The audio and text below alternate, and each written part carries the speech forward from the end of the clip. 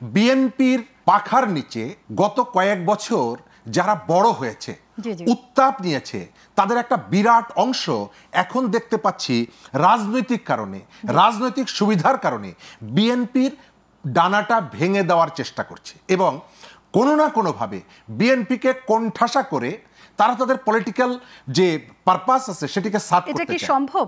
কারণ আমি যদি সংখ্যাগরিষ্ঠতা বলি, বিএনপির এই মুহূর্তে সবচেয়ে বেশি গ্রহণযোগ্যতা।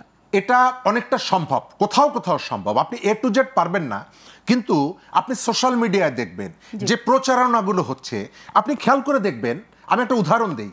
কিছুদিন আগে সোশ্যাল মিডিয়ায় একটা নিউজ এলো যে মির্জা ফখরুল ইসলাম আলমগীরের ছেলে বর্তমান সরকারের সমালোচনা করেছে এবং এটা ভাইরাল হয়ে গেল। কিন্তু তারপরে নিউজ এলো যে মির্জা ফখরুল ইসলামের কোনো ছেলে নাই, কিন্তু সেই নিউজটা ভাইরাল হলো না। অর্থাৎ এখানে প্রোপাগান্ডাটা খুব পরিকল্পিতভাবে প্রচারণা। আমি উদাহরণ একটা দিব, শেষ করে দিব।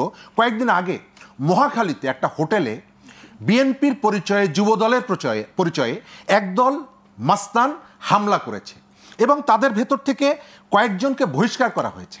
এখন বিএনপি কিন্তু একটা পলিটিক্যাল পার্টি, সে কিন্তু গভর্নমেন্ট না, তার হাতে কিন্তু ল এনফোর্সমেন্ট গ্রুপগুলো তার হাতে নেই।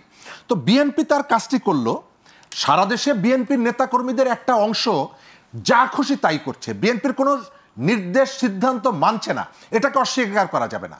এবং এরা আওয়ামী লীগ বিএনপির যতটুকু ক্ষতি করেছে, এই নেতাকর্মীরা তার থেকে বেশি ক্ষতি করছে। নিশ্চয়ই আপা এর সাথে দ্বিমত পোষণ করবেন না, কিন্তু দেখা যাচ্ছে প্রশাসনের পক্ষ থেকে এই অপরাধীদের দমন করার ক্ষেত্রে যে ধরনের অ্যাকশন নেওয়া দরকার, কেন যেন প্রশাসনও সেই জায়গাটায় একেবারে হাত গুটিয়ে থাকছে। আমি ধারণা করি এর ভেতর থেকে একটা অংশ চাইছে যে বিএনপির এই যে বেপরোয়া কর্মীরা, তারা তাদের অপরাধের মাত্রাটা আরও যত বিস্তৃত করবে, আরও যত হিংস্র হয়ে উঠবে, ততই বিএনপিকে কোণঠাসা করা যাবে। এবং এই ভাবনাটা তাদের, যারা ওই যেটা বললাম গত ১.৫ দশকে বিএনপির পাখার নিচে উত্তাপ নিয়ে নানা রকমের ঝড়ঝাপটা থেকে নিজেদেরকে নিরাপদ রেখেছে, তারাই এখন বিএনপির রাজনীতি, বিএনপির দলের সবথেকে বড় শত্রু হিসাবে আমার চোখের সামনে ভেসে উঠছে।